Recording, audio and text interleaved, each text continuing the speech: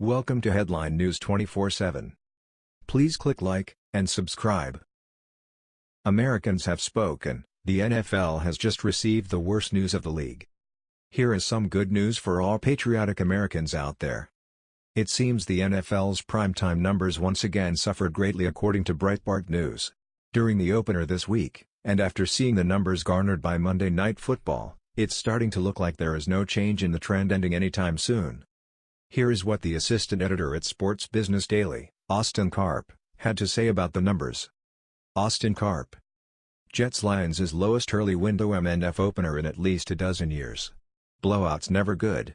Rams-Raiders is flat compared to Chargers-Broncos last year in late window.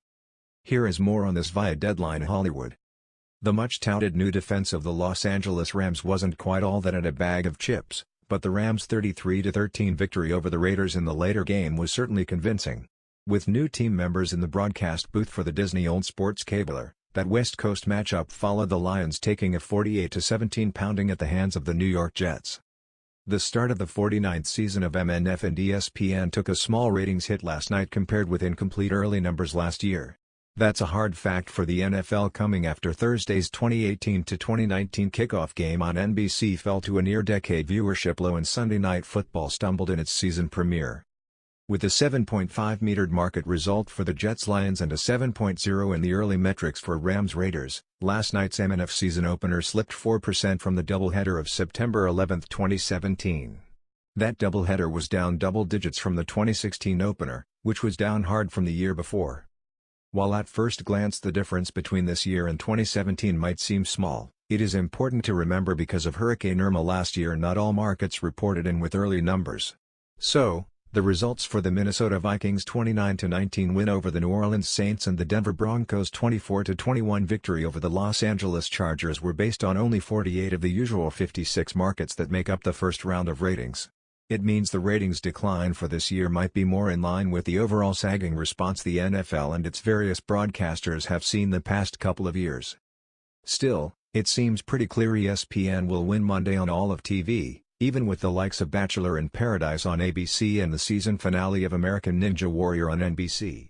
Of course, ABC stations in LA, Detroit and San Francisco all carried the NFL games, as did the CW in New York. Next week's MNF sees the Seattle Seahawks taking on the Chicago Bears in the Windy City. While we wait for that, here's a stat or two for you. The Jets-Lions game Monday peaked with a strong 9.0 rating in the 9:30 to 9:45 p.m. ET time period, and the Rams-Raiders topped out with an 8.7 in the 10:45 to 11 p.m. ET slot.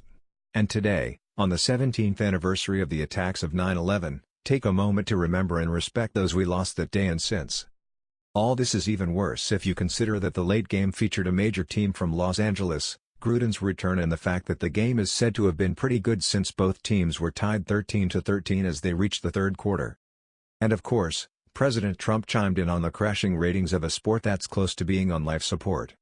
The ungrateful ball tossers in the NFL never dreamed that the fans would turn off their TVs and stop buying their tickets.